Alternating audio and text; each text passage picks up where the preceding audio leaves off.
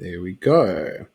So we are now recording. Welcome to our session tonight discussing the guardian angel. And today is the 2nd of October 2025.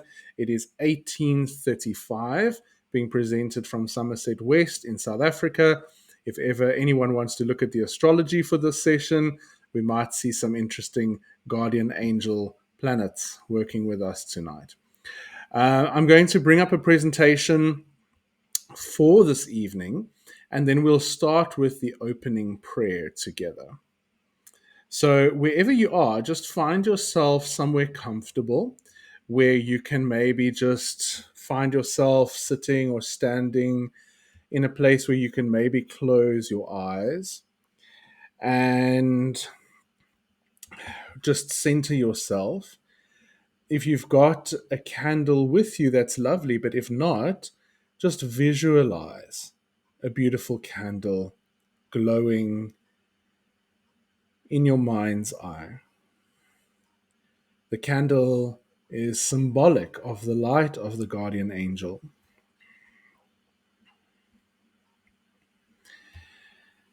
And take 3 deep breaths, one for the land below us, one for the sky above us,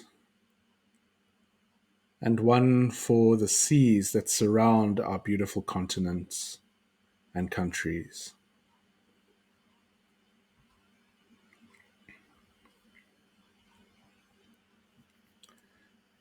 We invite with us tonight all the spiritual mentors and the spiritual guides who walk with us and who work with us in alignment for our spiritual growth. We connect as a group, both those who are present in the session tonight and those who are watching, because through time and space we can connect in consciousness. Specifically tonight, we honor and appreciate our guardian angels, those who have been specifically assigned to us by the Creator to walk with us, to guide us, and to protect us.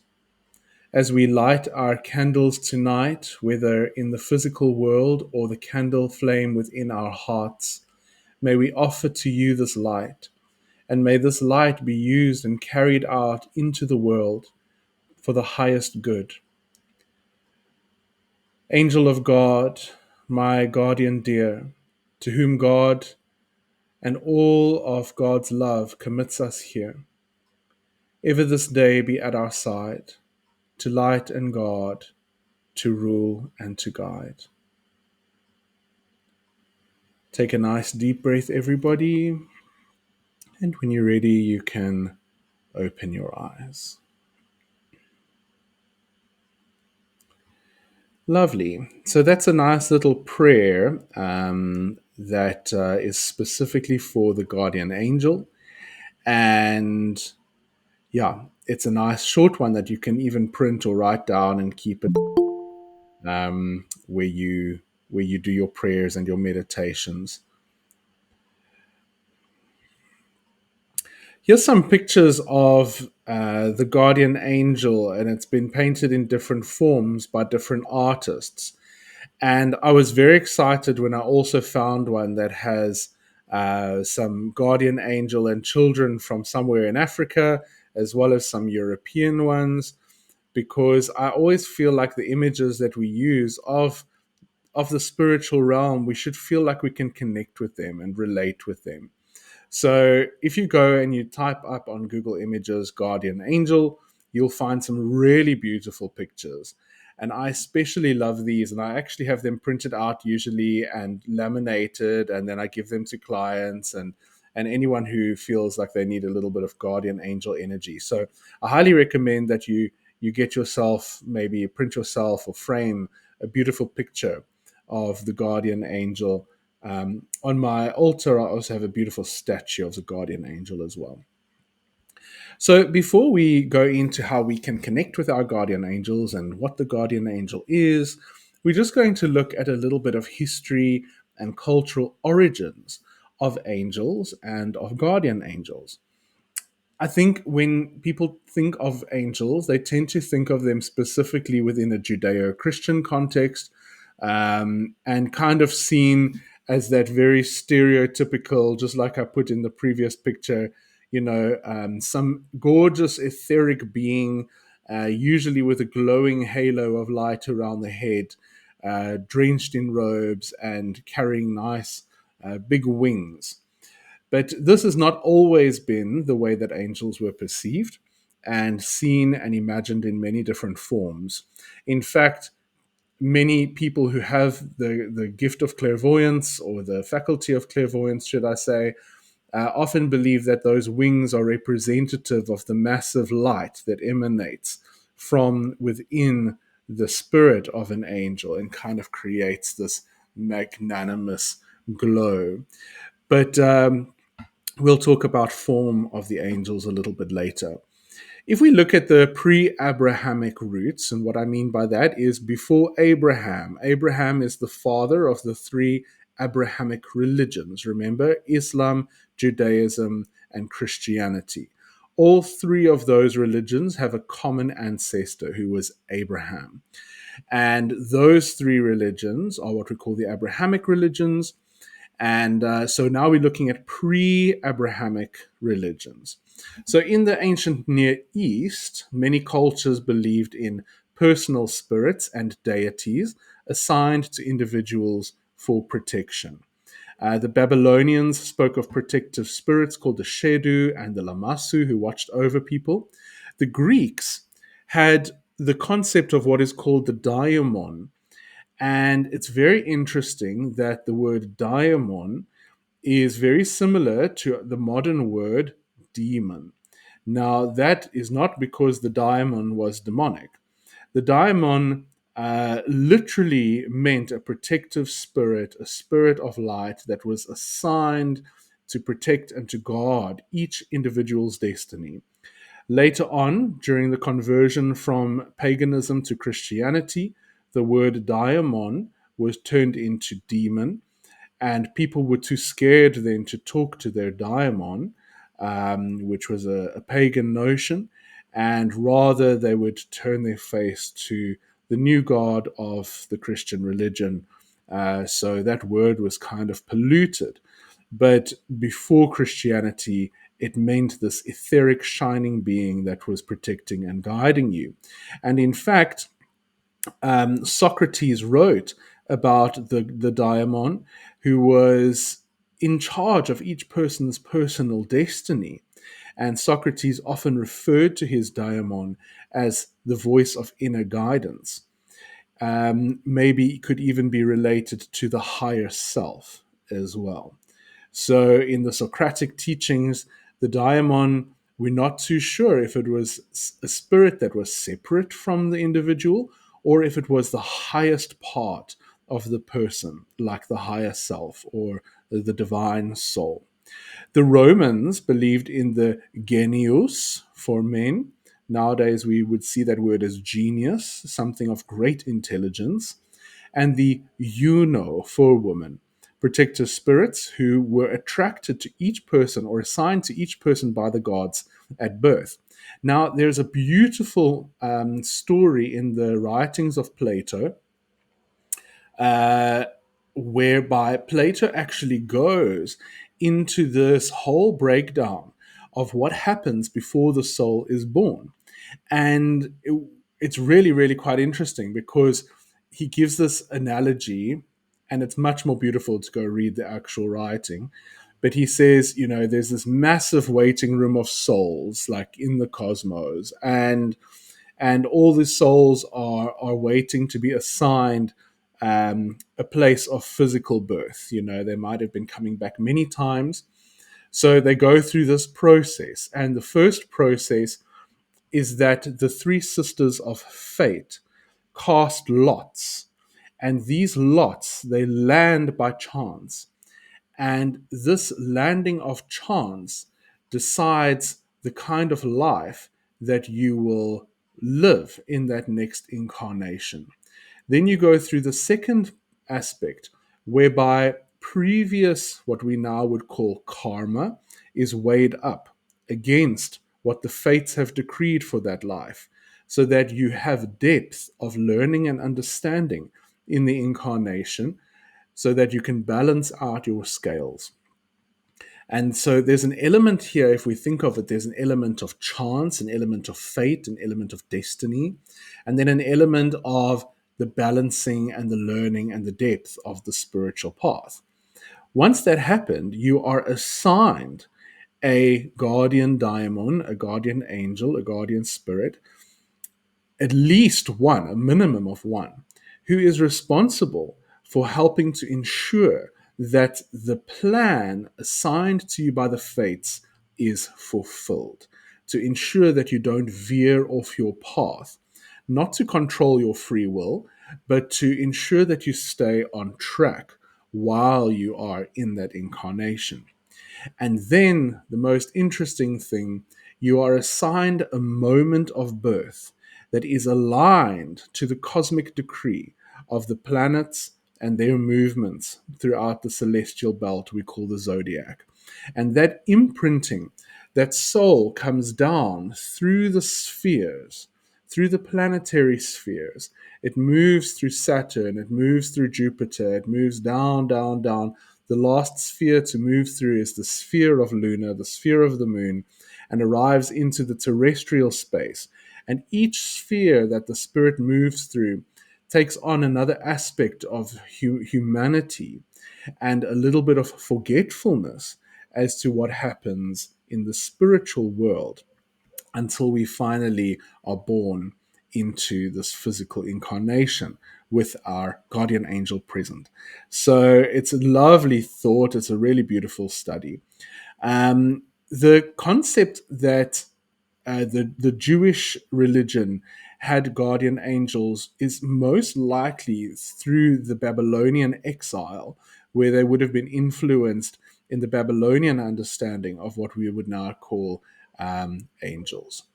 So we're going to look a little bit at how the idea of angels and guardian angels spread throughout different parts of the world. Now, in Rome, if you go to Pompeii, and I was very fortunate to be there in May, and this photo actually was taken from our visit to the Villa of the Mysteries. So you can see this picture on the left with kind of this shrine, and then in the center is the goddess Vesta, the goddess of the home. And then she's flanked by two ancestral spirits called the Lare. The Lare were the guardian spirits of that home and that family. And they would be conceived as the guardian spirits or guardian angels of the home of the family. And the snake, the serpent underneath, represents the spirit of the land, the primal spirit of the earth that exists beneath the home. And so this altar would have been lit every day with lamps and candles and given offerings by the woman or the man of the house to ask for protection and blessings. And we can see the spirit in the middle. This is a pre-Christian image of a guardian protective spirit. And look how similar it is to our modern idea of an angel. But these images are dating back 2,500 plus years. That central image is an Etruscan image. And on the bottom right, there's actually a modern Lare shrine for people who are reviving their Mediterranean pagan practices. Then in the Jewish tradition, I'm just going to skim through this. In the Torah, angels are called the Malak or the Malachi, which mean the messengers. And their job is to be divine beings who deliver messages and to protect and to guide. They are mainly the mouthpiece for God, all right? They deliver the divine messages. And in Psalm 91, verse 11, it says, "For he will command his angels concerning you to guard you in all your ways." Then we also had the book of Enoch later that speaks of angels as watchers and protectors. But the Abrahamic faiths have a very complex relationship with angels because they've also got stories of angels who supposedly fell and all sorts of things. But according to the understandings of Spiritism and spiritual teaching, no spirit can regress or digress in their growth and learning. Once you have attained a level of wisdom and of purity, you will never regress. You will never go back. Just like we don't age backwards, we only age forwards in our wisdom. We can't lose our wisdom. We can only gain more and more wisdom. So it's very foreign to think that angelic beings would ever have greed or such desires in them. If they did, they were probably not angelic beings. In the Christian tradition, the Christians adopted the Jewish model of belief. I mean, at the end of the day, Christianity really is just a Jewish religion coated with paganism, and Greek Neoplatonic philosophy and Aristotelianism, and nobody can really argue that if you study the religion academically. So they lifted the Jewish model of angelic belief. But Jesus spoke of guardian angels in the book of Matthew and many other places. And it was the Catholic Church that established the feast of the guardian angel. What we're observing today is actually a Catholic festival. Then we can see also the angels in Islamic tradition. So there's also the Malakah, I'm probably pronouncing that incorrectly, who are protectors. And there are two angels that record each person's deeds. All right, they are like the record keepers. And in the Quran, it says, angels in succession before and behind him who guard him by command of Allah. So we can see them in there. In Japan, they've got the kami, which are guardian spirits of family and places. Also there are guardian deities of the clans and the house. And so we see this all over. And in India, we've got your Ishta Devata, which is protective deities, and then also the spirits who protect nature, the Yakshas and the Devas. And their job specifically is to observe the protection of the natural world, of the forests, of the waterfalls, to protect them. Um, and you've even got great spirits who rule the planets and who influence the lives of humans on Earth as well. So that's a little bit of the history culturally. Now, if we want to look at Spiritism and what Spiritism teaches on angels, Spiritism teaches that angels are perfected spirits. So let's just remember from our previous studies that all spirits, all souls are born simple with the potential to perfect themselves and evolve over a period of time through their own learning, through their own actions, through their own personal introspection.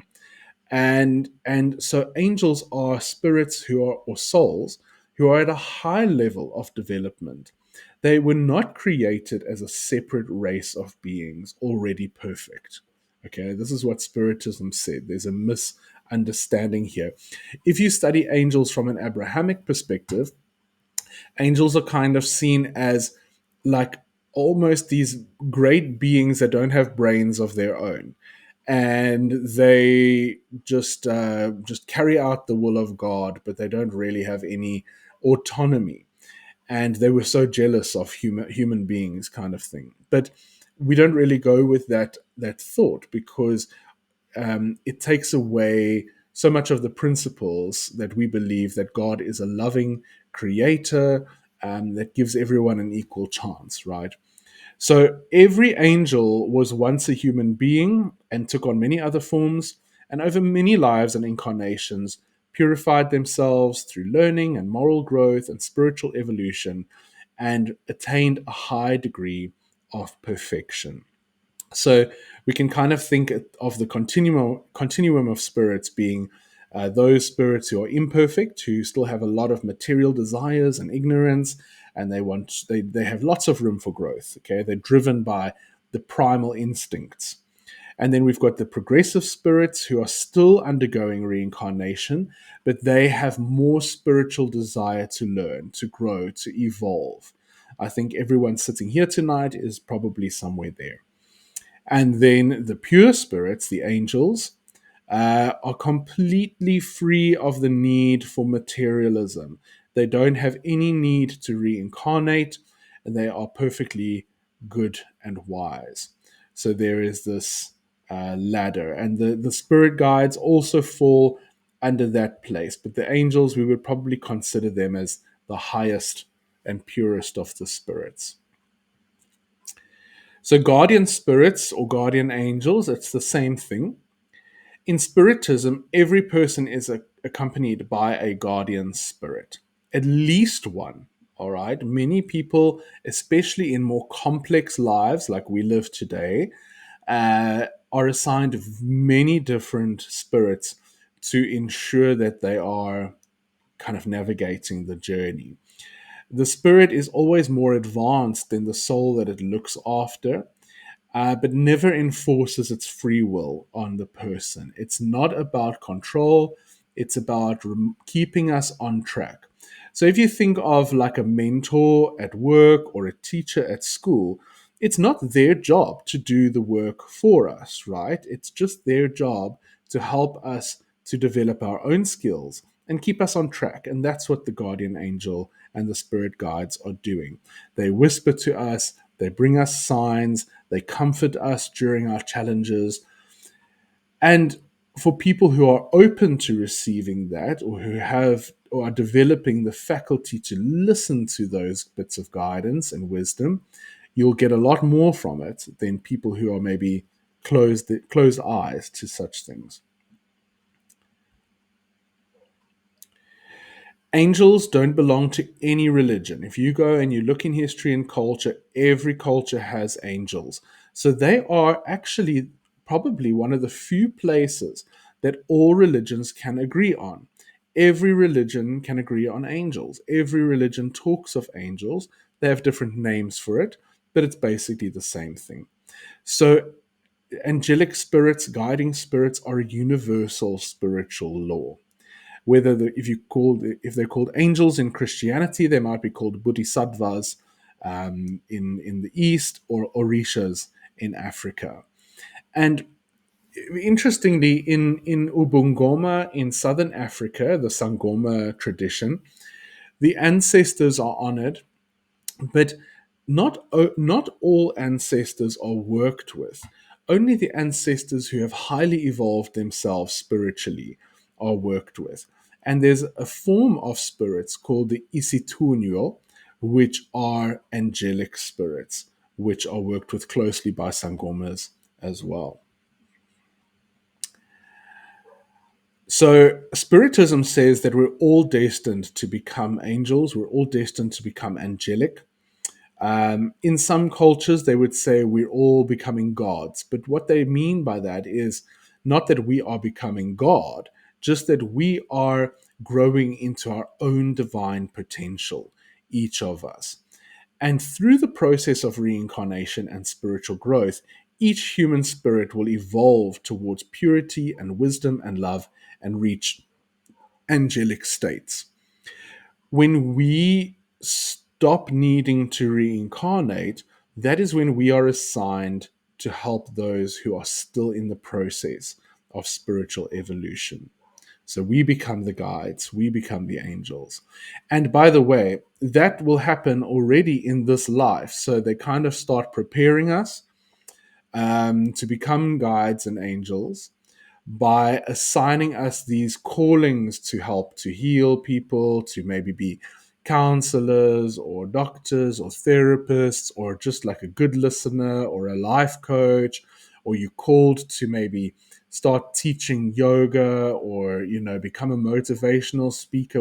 Wherever you feel, maybe even a school teacher, um, and maybe even parents as well, wherever you feel called to help elevate someone other than yourself, you are probably already starting to be um, taught and trained to become a spiritual guide yourself.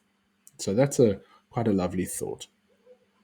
And if God is assigning people to you, to to come to you for help and assistance, that means that you're on the right track. That means that people are benefiting from you, and that maybe one day, very soon, you might also be in that spiritual support team. So now we've had a look at the background, the context. We're going to look at some practical ways to begin to honor and connect to guardian angels. Before I do that, please feel free to put some questions in the question box if anything coming up for you. What are your thoughts about angels? What are your thoughts about guardian angels? Have you had guardian angel experiences in your life? Have you met your guardian angel? Do you feel your guardian angel? Were you raised with a religion or an ideology of angels? I'd be very interested to know. So feel free to type that in, or any questions. And then, while you're doing that, I'm going to have a sip of my ginger tea.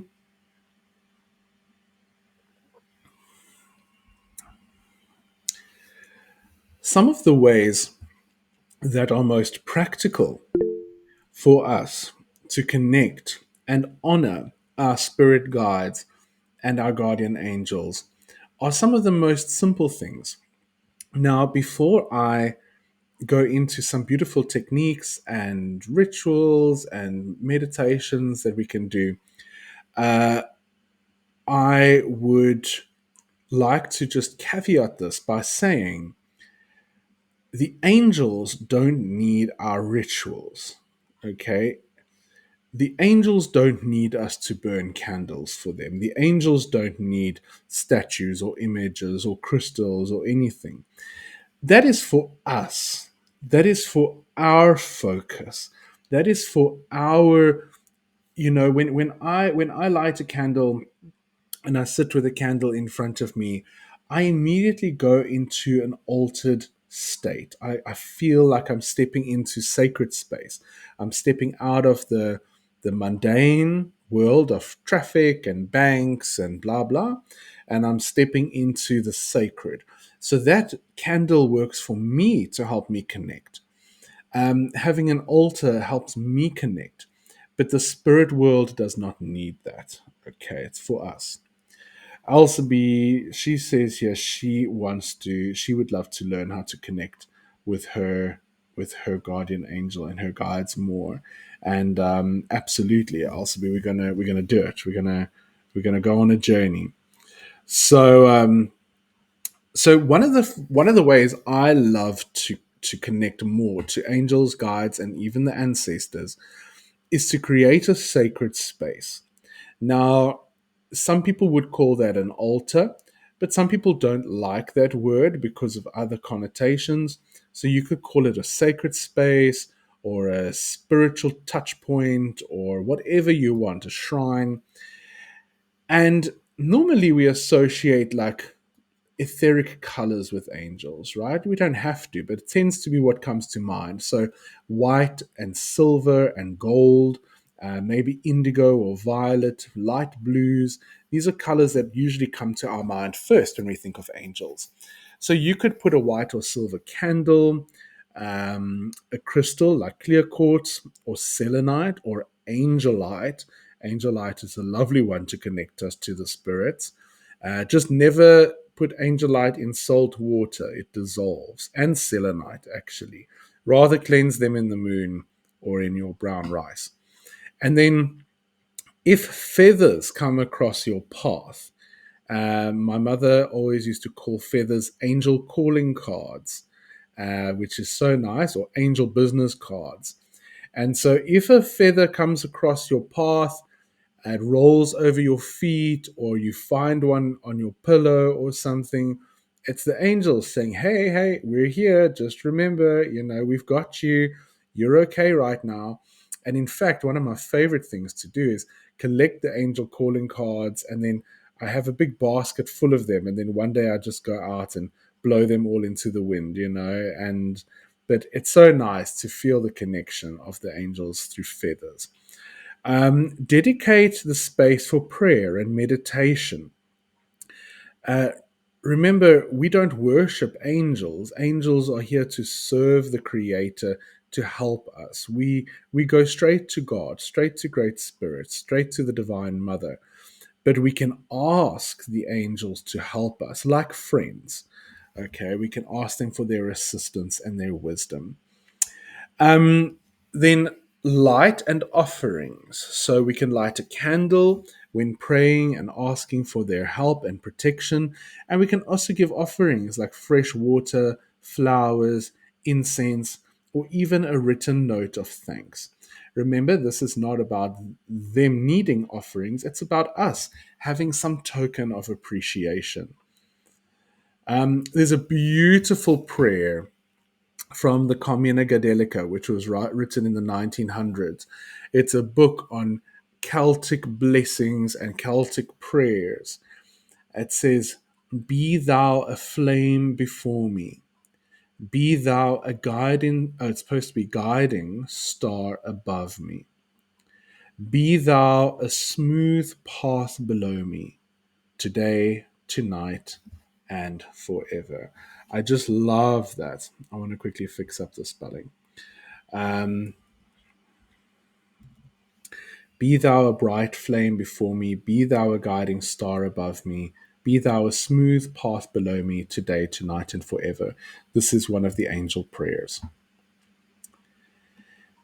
Then another way is through daily conversation with your angels.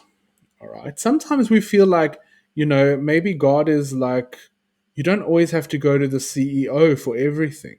Sometimes you can just go to the shop manager and ask for help. We don't always have to go right up to the top every time. Sometimes we can just ask the salesperson for help. And our angels are there for help in our day to day lives.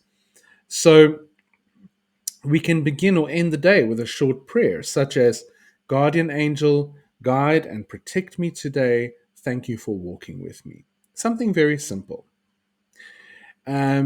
Maybe at the end of the day, "Guardian angel, thank you for protecting me. Thank you for looking after me today." Another way is through meditation and visualization.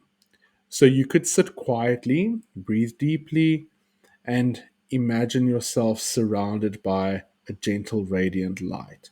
We're going to do a little meditation at the end of this session. And then you could actually call your guardian angel forward and notice how they choose to appear to you. Okay, after all these years of working with my guardian angel, they still refuse to show me any physical form. Several of my spirit guides, I know what they look like. I know what form they take. But my guardian angel only comes to me as light. So we just go with how they want to present themselves.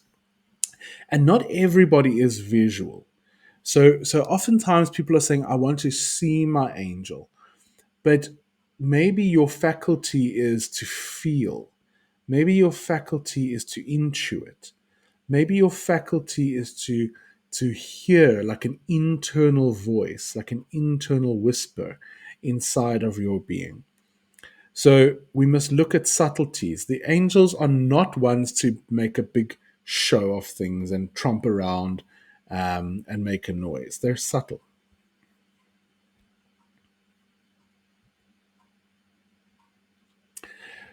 Angel journaling and dialoguing is very, very nice to do. So you can take your notebook, whatever you use for your journaling, and then write to your guardian angel as if you're writing to a wise friend. So you write, "Dear guardian angel, I'm currently having a struggle with A, B, and C." And then you pause, you relax, and you allow yourself to receive.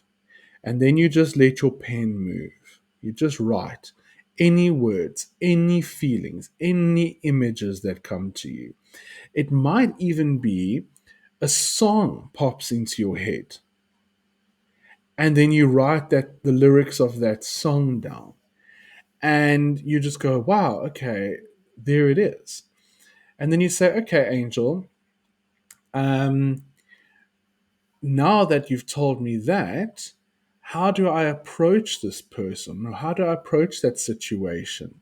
And then you relax and you keep quiet and you listen.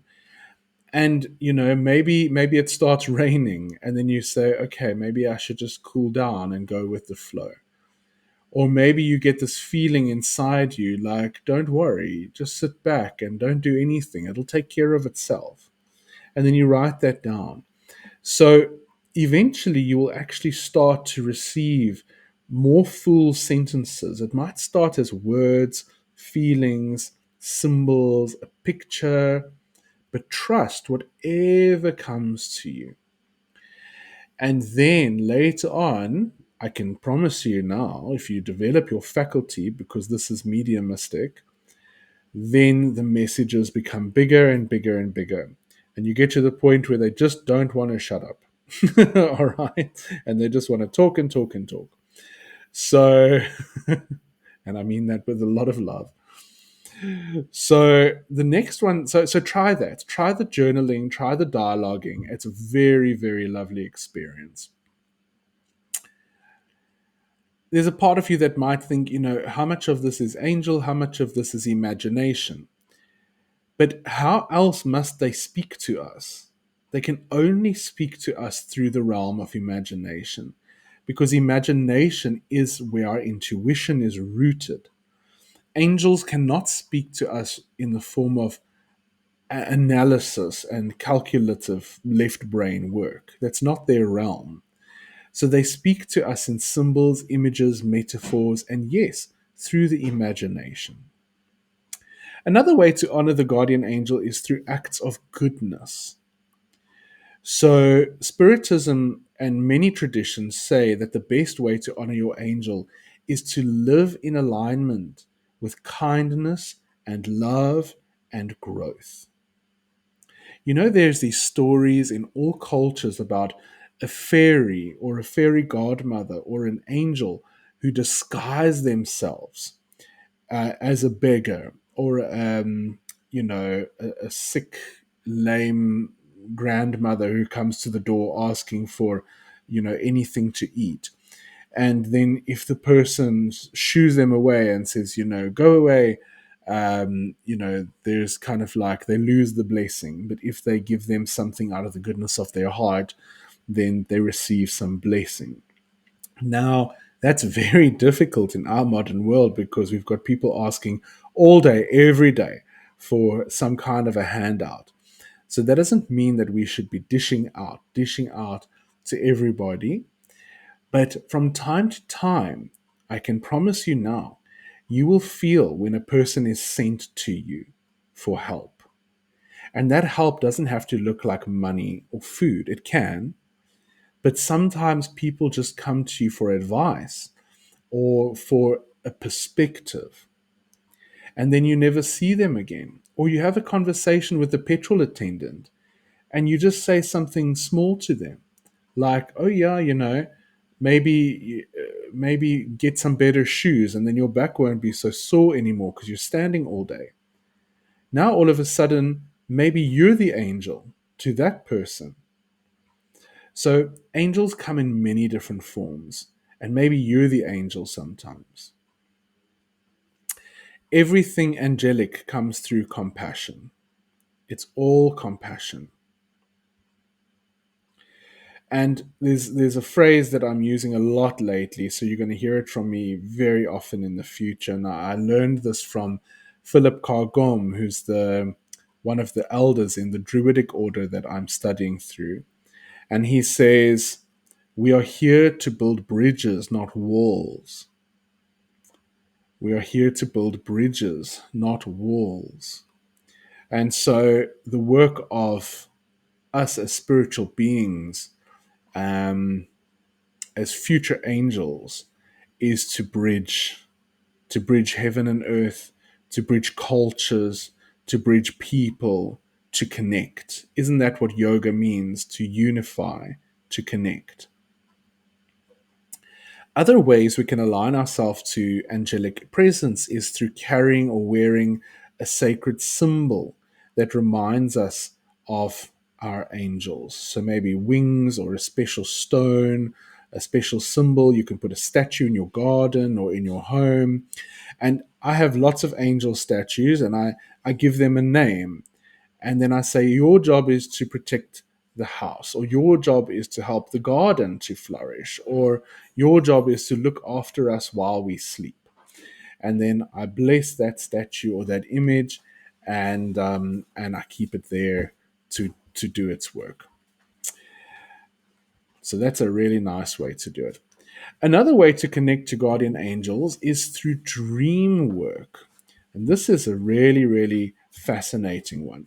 So before you go to sleep at night, just as you're about to sleep, you can do a few things. You could say, Guardian angel, please visit me in my dreams with guidance that I can remember and understand. I should have put that in the slide. And understand. Because sometimes those dreams are so difficult to understand. The way I was taught this was to kind of write a little problem on a piece of paper and then you put it under your pillow, and that's just a little way of anchoring into the tangible. But you don't need to do that. You can just ask for help. Then keep a dream journal next to your bed and write down the next morning what happened. Or if you wake up at 3 o'clock in the morning, write it down and go back to sleep. Or even record it as a voice note. Nowadays we can do that. Now there's two other things that I really like to suggest. The one is ask that your angel and guides can take you to the spiritual healing temple while you sleep. So say to them, please surround me with protection tonight and my loved ones and my home, and take my soul to the spiritual healing temple. And that is very beautiful. When you feel tired, when you're depleted, when you just don't know what to do anymore, go to the spiritual healing temple. Ask them to take you there while you sleep. And the other option is to be asked to be taken to the spiritual counseling center. There's a place in the spirit world that consists of great mentors and masters who are just waiting for us to come and ask their advice. So go and ask before you sleep, spirits, please take me to the counseling center. And you may dream or you may not. It doesn't matter, because it's not your ego mind that's going there, it's the soul. And the soul will come back with the information it needs and filter that through to you over the hours and days ahead. You'll wake up and you'll have the answer, or it'll come to you as an aha moment, or you'll just feel like you know what to do next. It's a very powerful practice. Please try these techniques. Another way to connect is through nature. Okay, nature is church. Nature is our best church. So you can, and I've kind of discussed this before, but you can walk through nature with a specific intention and then look for signs. So before you leave home, say to your guardian angel, please present me with signs as I go journeying now. And then allow the process to unfold. So maybe you're thinking about a question like, should I, I'm just going to make something up, should I pack up tomorrow and move to Hong Kong? And you ask your guardian angel for help, and then you go on a journey. And even before you get to the nature reserve, you hit a roadblock. Or maybe you're at the nature reserve and a puff adder slithers across the path and you can't go further. There we go. There's your message. This is not the road for you. Or you ask, is there any hope for my relationship with my father? We've been through such a tough time. And then you go for your walk and you look up, something tells you to look up and you see a dark cloud rolling away from you. And you know that the worst is over. So these are beautiful ways to connect to intuition and to connect to signs. And they help us to develop the ability to listen to spirit. Angels speak through synchronicity a lot. They love to speak, and they definitely work through the modern world. Let me tell you, they speak through radio, through songs, through movie recommendations. They work in very weird and interesting ways. Um, the number of times that people have said to me in a yoga class, "Oh my God, how did you know to play that particular song? How did you know that I needed that quote right now?" I didn't. I didn't know. But something just said to me while I was in that moment, "That'll be a good song to play now." Or, "I haven't heard that song in a while. Let's just play that old song or read that old poem." Something just says it. And because I trust that feeling, I go with it, and it always lands where it needs to. Rituals of gratitude are nice for guardian angels. You know, instead of just asking, it's really nice to give thanks. It's really nice to give gratitude. So at the end of the week, Sunday is the day of the sun, it's the day of great light. Light a candle and just say, "Thank you for being with me, seen and unseen helpers. Thank you for guiding my steps." And you just send that gratitude out. You can, it's seen and unseen. So thank you to my friends, my family, my creator, everyone who's a part of my journey. Gratitude really strengthens the bond. Those of you who have a Catholic background, or even if you don't, this image at the bottom left is called the miraculous medal or the miraculous medallion. And it's a very beautiful story about how the Virgin, excuse me, or how Mother Mary appeared to a nun, and she was surrounded by angels. And she presented herself through the name or the title of Queen of the Angels. And she said, "I am the Queen of the Angels." And she gave these symbols to the nun. And she said, "Go and have these symbols turned into a medallion with these words, with these signs. And whoever carries this medal will be protected by the Queen of the Angels." And so when we were in Rome a few months ago, I definitely got myself a miraculous medal. But you can find them in quite a few places. So just a lovely thought.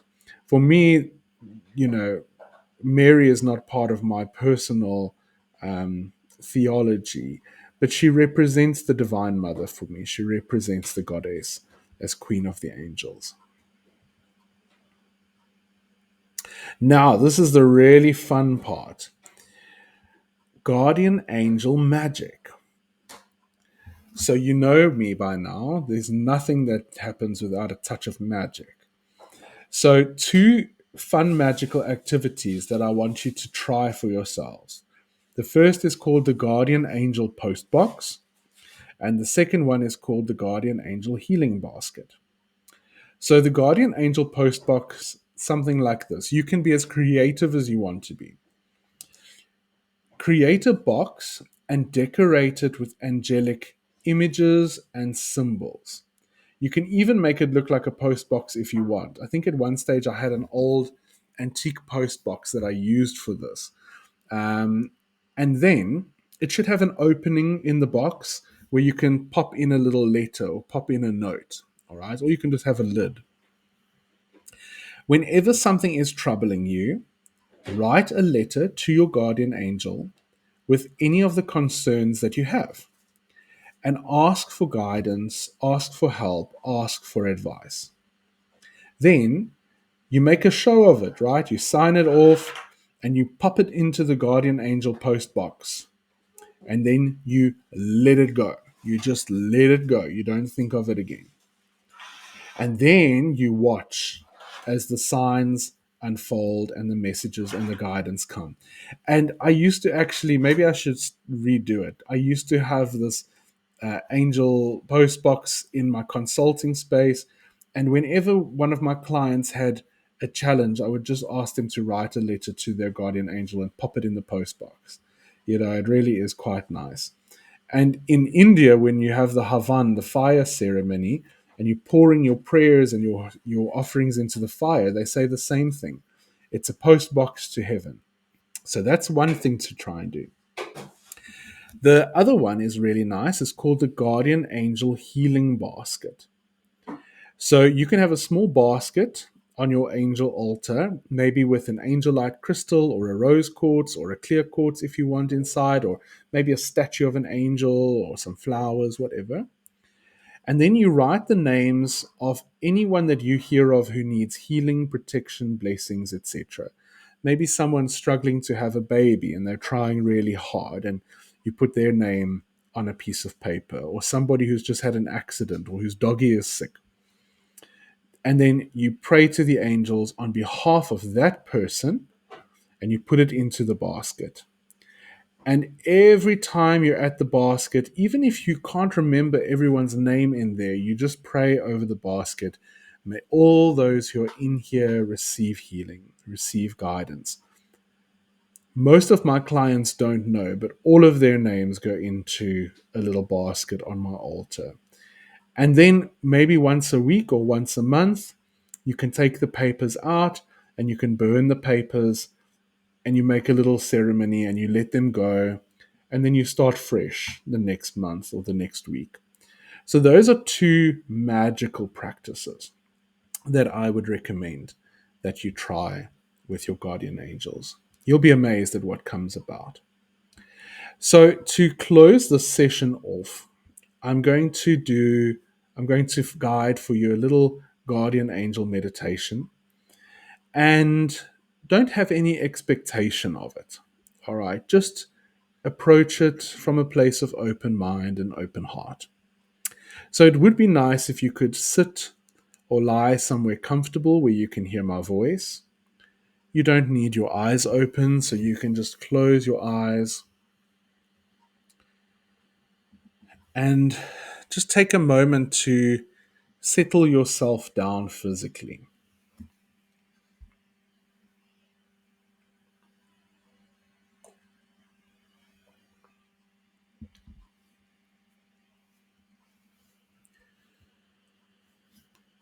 Relax any tension in your body.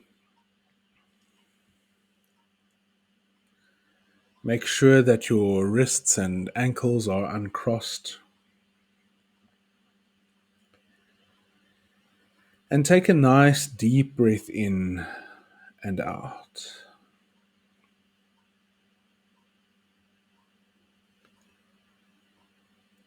And if it brings you more comfort, you can take another deep breath in and out.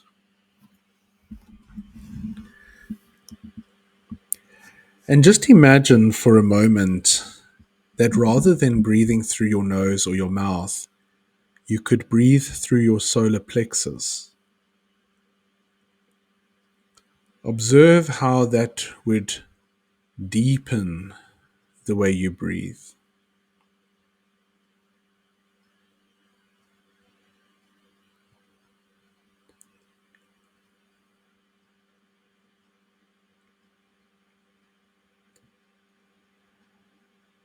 And find a place inside of your body where you can gently travel with your awareness. A place in your body that feels comfortable, or a place in your body that feels at ease. Maybe it's your stomach, or the center of your chest, or the tip of your nose, or the center of your forehead.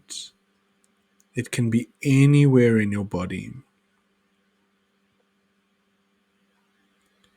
And just hold your mind and experience this place of comfort.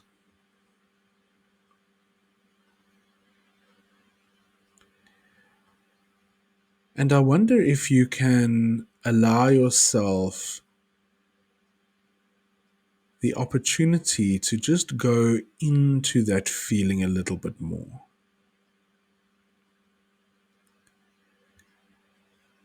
As if you're just fascinated by the sensation or the awareness of this area of your body.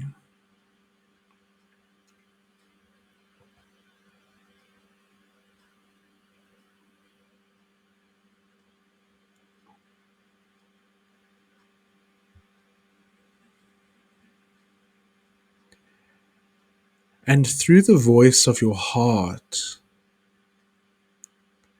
feel yourself calling upon the presence of your guardian angel.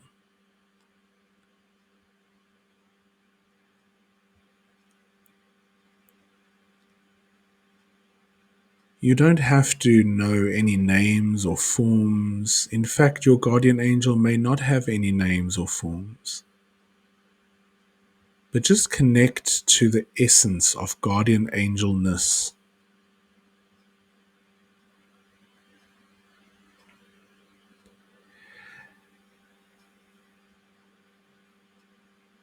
And ask your guardian angel to draw close to you and make him or her or itself known to you in a way that is easy to understand.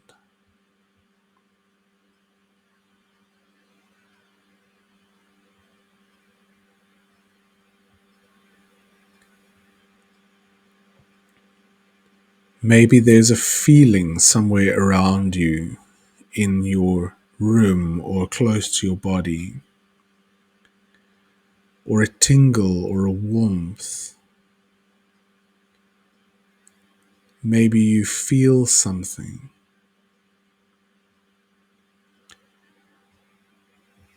Maybe there's an awareness of certain colors or shapes or symbols. Don't try, just be in the space of allowing.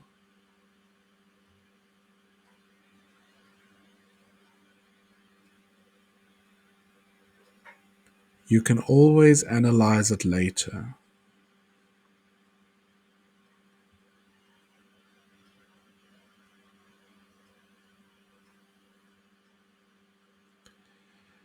Now, whether you sense the guardian angel or not is okay, because your guardian angel is always present when called upon.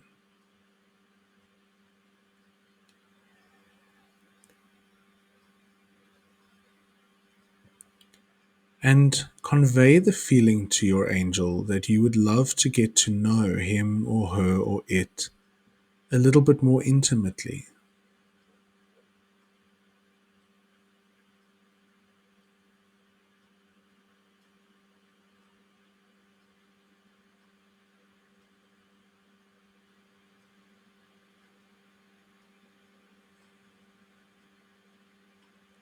And ask your guardian angel to please deliver to you a tangible sign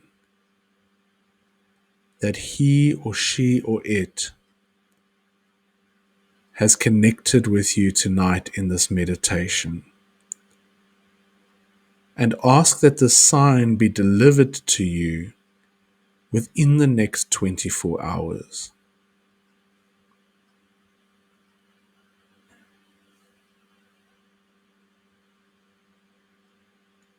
And that this sign should be something that is very clearly from your angel.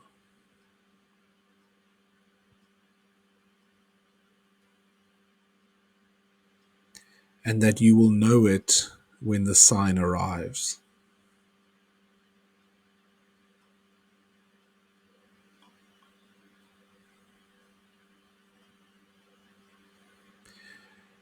Then thank your angel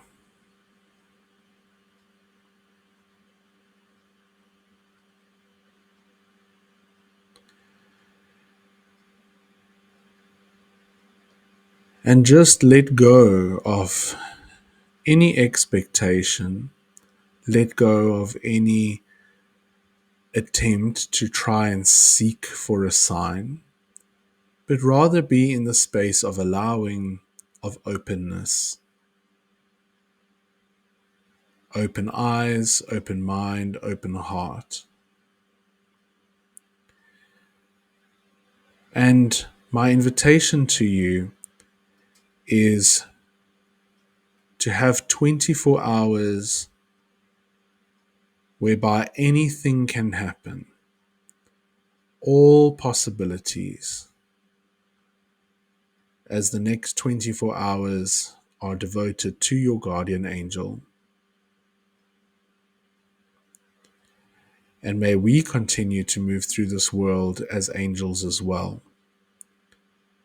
and bring goodness and compassion, building bridges instead of walls.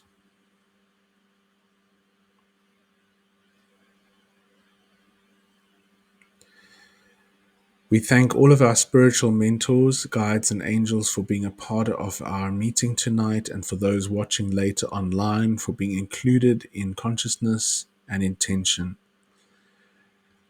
We ask, please, specifically that all those who may be suffering in the world receive an unexpected grace and an unexpected answer to their prayers, that they may be protected, guided, strengthened, and healed, and that their angels may lift up the lantern to illuminate their path and show them the way to safety. We ask, please, that all sentient beings may be free from mental and physical suffering, and that they may all take care of themselves happily. Amen. Satnam. So mote it be. Thank you, everybody. You can slowly open your eyes when you wish to.